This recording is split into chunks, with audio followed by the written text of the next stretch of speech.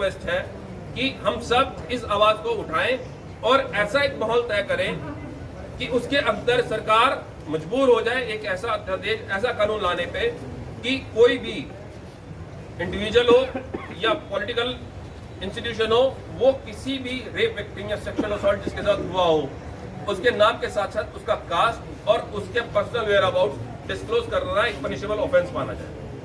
जय हिंद।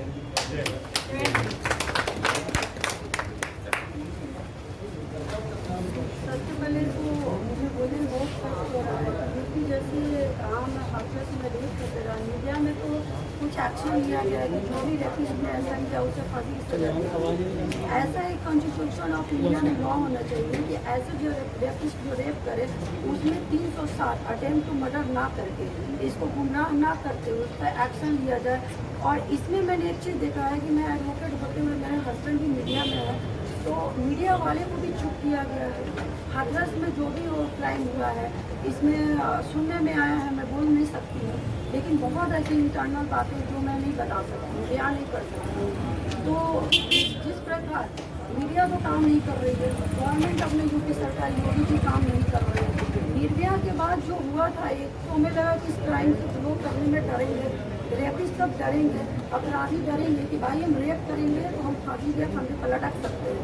लेकिन ये अपराध हुए मात्र 6 मंथ भी पूरे 1 ईयर भी नहीं हुए, अगेन टू अगेन है ना, इस तरीके के। और एक दलित महिला, मैं उसका नाम नहीं लूँगी, एक दलित महिला, हमारे संविधान में एक ऐसा ऑफेंस है, नॉन ऑफेंस है जिसमें कि बेल ना हो, सीधे उसे फांसी की सजा मिले, चलते हुए ट्रायल कोर्ट ऐसा हो, ऐसा कोर्ट संविधान बने, रेपिस्ट डरे भी, किसी भी महिला को रेप करके ये ना बोले कि भाई तुम इस खेत में घास काटने क्यों आई थी। ये बात नहीं होनी चाहिए। हम जिस रिलीजन के हैं, जिस धर्म के हैं, हम अपना काम कर सकते हैं, आज़ादी से कर सकते हैं, फ्रीडम कर सकते हैं। देश आज़ाद हो गया है लेकिन महिला आज भी आज़ाद नहीं हो रही है। बहुत इस धर्म की बात है कि एक लड़की के साथ ऐसा हो, बहुत घिनौना हरकत है। शेम टू यू मैन, ऐसे मर्द को शर्म करना चाहिए कि औरतों को रेप करे और उसे एक संविधान में नाम दे दिया अटेम्प्ट टू मर्डर। गवर्नमेंट सरकार को चाहिए कि स्ट्रिक्ट फैसला करे और जल्द से जल्द वहाँ से ट्रांसफर, यूपी सरकार तो कुछ करेगी नहीं तो गवर्नमेंट दिल्ली सरकार जो हम लोग बैठे हैं जो आगे करके उसको रेपिस्ट को फांसी के फंदे तक पहुँचाए। Justice for Manisha. Thank you. मेरी सबसे एक ही रिक्वेस्ट है, जो लोग रेप का केस लड़ते हैं मेरे ख्याल से वो ना लड़े, और जो ज्यादा फीस लेते हैं उस केस को लड़ने के लिए, उसकी बेल कराने के लिए, मेरे ख्याल से तो सबसे पहले जो माइनर गर्ल होती है जिनके साथ रेप होता है उनका केस लेना ही बंद कर दे एडवोकेट साले। जो रेपिस्ट होंगे उनका कोई कुछ नहीं, ऐसी तैसी हो बस। Thank you. हमारे बीच में सुमित गोस्वामी हमारे बीच में, हम चाहेंगे सुमित गोस्वामी अपने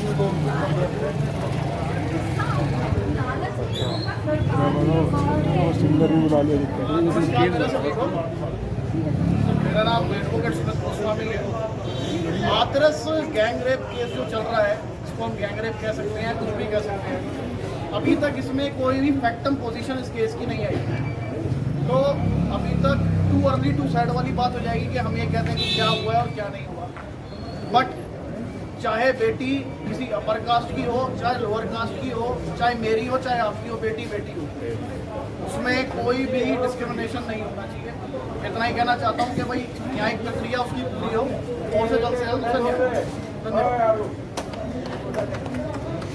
और कोई मेरा भाई बहन अपने विचार रखना चाहे? हाँ, अरे आइए ना, आप लोग नहीं बोलेंगे तो कौन बोलेगा? आप तो आए, आप बहुत जरूरी है, आइए।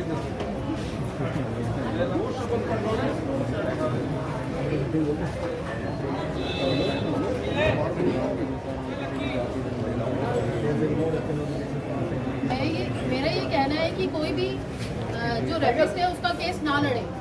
जो भी मेरे भाई या बहन एडवोकेट हैं वो किसी भी रेपिस्ट का केस उसको फाइट ना करें, ना उसका फेवर करें किसी भी तरीके से, क्योंकि अगर हम उनका फेवर करेंगे, उनको डिफेंस देंगे तो फिर वो जो विक्टिम साइड है उनको इंसाफ नहीं मिल पाएगा।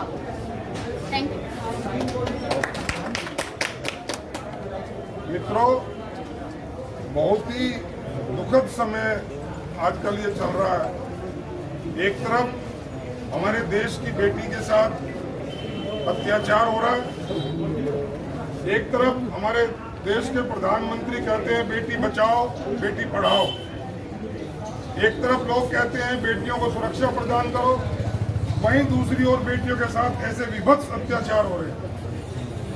मेरा मानना यह है कि इस तरह की किसी भी दुखद घटना पर किसी भी तरह की राजनीति नहीं होनी चाहिए। वो लोग जो घड़ियाली आंसू बहाने के लिए वहां पहुंच रहे हैं, अब वो लड़की दिल्ली में ही थी, सफदरजंग हॉस्पिटल में थी, वहां कोई नहीं पहुंचा, किसी ने उसकी इमदाद के लिए आगे नहीं आया, कोई भी आदमी।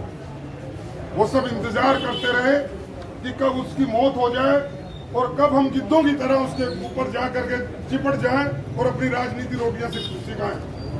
तो ऐसी राजनीति करने वालों से सावधान रहना होगा। हमें ऐसे किसी भी अत्याचार के खिलाफ, ऐसी किसी भी विभत्स घटना के खिलाफ एकजुट होकर खड़ा होना होगा। हम लोग एडवोकेट्स हैं बाय प्रोफेशन, हमारे ऊपर दोहरी जिम्मेदारी है। एक तरफ जहां हम भारत के नागरिक हैं, वहीं हम भारत के कानून के रखवाले भी हैं। हमें कानून को उल्लंघन करने वालों के साथ बहुत सख्ती से पेश आना होगा, चाहे वो भारत की बेटी के साथ हो चाहे बेटे के साथ। अभी मैं आपको बता दूं, अभी 2 और 3 तारीख की रात को इसी कोर्ट परिसर की हमारी एक महिला बहन जो LLM का एग्जाम देने के लिए बीकानेर जा रही थी, रात को 2-2:30 बजे उसके साथ बस के कंडक्टर ड्राइवर ने छेड़खानी शुरू की। दे ट्राई टू मोलेस्ट हर, और उस लड़की ने सूझबूझ के साथ किसी तरह पुलिस को सूचित किया और 1-1.5 घंटे तक उनको इल्जाए रखा। उसके बाद पुलिस आई, उस बस को चारों तरफ से घेरा गया और उस ड्राइवर और कंडक्टर को रात को अरेस्ट किया गया। हम लोगों ने कल बीकानेर में जा करके, हमारे लोग गए वहाँ, उस आदमी को अरेस्ट कराया, उसकी बेल उन्होंने लगाई, उस बेल को कैंसिल कराया। तो ये इस तरह के अत्याचार, इस तरह की जो दुर्घटनाएं हमारे साथ हो रही हैं, हमें एक लामबंद होकर इनका सामना करना पड़ेगा, हमें एकजुट होना पड़ेगा। हमारे जो कर्मठ लोग हैं, जो एक्टिविस्ट लोग हैं हमारे बीच के, उन्हें थोड़ा और एक्टिव होना पड़ेगा ताकि इस तरह की घटनाओं की पुनरावृत्ति ना हो। मैं इन्हीं शब्दों के साथ हाथरस की इस बेटी, भारत की इस बेटी को नमन करते हुए अपने श्रद्धा सुमन अर्पित करता हूं और तमाम कम्युनिटी की तरफ से उसको एक श्रद्धा सुमन अर्पित करते हुए श्रद्धांजलि अर्पित करता हूं। ओम शांति शांति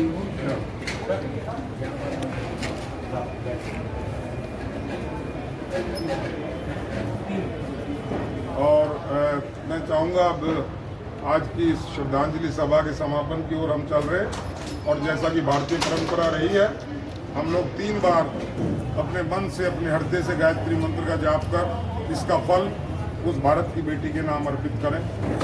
ओम भूर्भुवस्सुवः तत्सवितुर्वरेण्यं भर्गो देवस्य धीमहि धियो यो न प्रचोदयात्।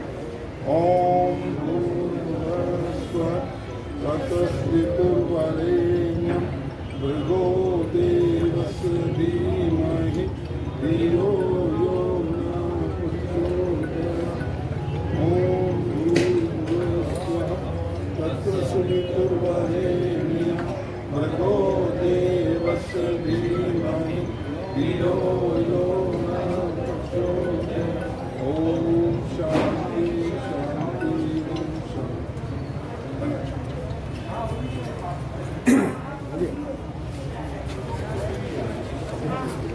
शर्मा 30 जारी कोर्ट परिसर में सेंट्रल हॉल के सामने आज आपके सामने हूं। आज हम श्रद्धा सुमन अर्पित कर रहे हैं हाथरस की उस बेटी को जिसकी विभत्स तरीके से हत्या कर दी गई, जिसके साथ बलात्कार हुआ और जिसके साथ आज राजनीतिक रोटियां सेकने के लिए बहुत लोग हैं, लेकिन जब उसे वास्तव में ज़रूरत थी तब कोई नहीं था। लेकिन दूसरी तरफ एक तसल्ली भी होती है कि इस सब घटनाक्रम से हमारा वकील समुदाय बहुत बुरी तरह से आहत हुआ है और उसी पीड़ा के साथ हमारे वकील भाई बहन यहाँ इकट्ठे हुए हैं। हमारे बीच में हमारी बार एसोसिएशन की पदाधिकारी कुसुमलता शर्मा जी हैं, मैं उनसे चाहूँगा कि 2 शब्द वो कहें। कुसुमलता शर्मा जी।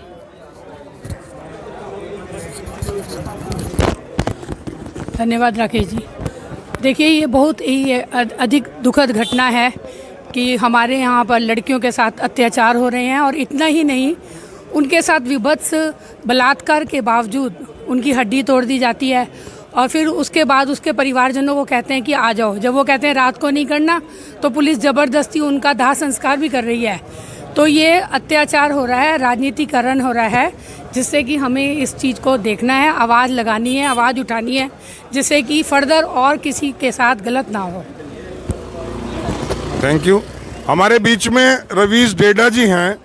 रवीश डेडा जी बहुत, जब से घटना हुई है तब से बहुत दुखी मैं इनको देख रहा हूँ, और इनके अंदर एक आक्रोश है, और इन्होंने एक ऐसी टीम बनाई है। जैसा कि हमारे भाई दीपक शर्मा जी ने आपको बताया था कि हम डिमांड करेंगे, पुरजोर तरीके से अपील करेंगे कि इस केस की सुनवाई दिल्ली में हो, और अगर ये मांग हमारी मान ली जाए जैसा कि हमें उम्मीद है, तो एक बहुत ज़बरदस्त टीम डेडा जी और उनके सभी साथी लोग दीपक जी के नेतृत्व में इस केस को अंत तक लड़ेंगे, जब तक कि दोषियों को सजा न मिल जाए और पीड़िता को न्याय न मिल जाए। मैं चाहूँगा कि रवीश डेडा जी 2 शब्द इस बारे में बताएं। देखिए, जैसे मैंने अभी आपसे कहा भी था, मैं पहले भी कहता रहा हूँ, ये जो घटना है, अमान्य घटना, इस पर राजनीति बंद हो जाए। सबसे पहले जब हम राजनीति इस पर जब बंद हो जाएगी, तो हमें पता लग जाएगा कि एक्चुअल में पोजीशन क्या थी और क्या चीज़ें हुई हैं।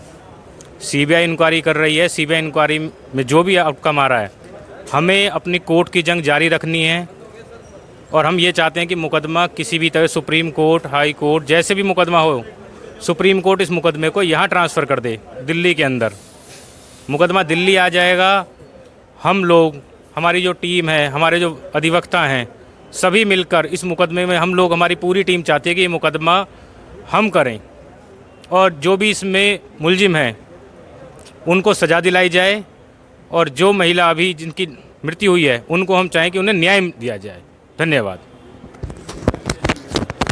हमारे बीच में क्रिमिनल लॉयर दीपक शर्मा जी हैं।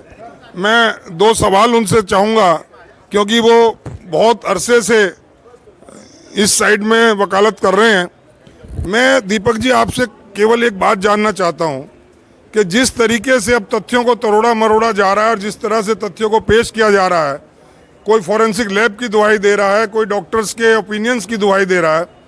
आपने बहुत सारे केस लड़े हैं, बहुत सारे बलात्कार के 376 के, बहुत सारे आपने एनडीपीएस के, इस तरह के केसेस लड़े हैं, मर्डर के भी केस लड़े हैं।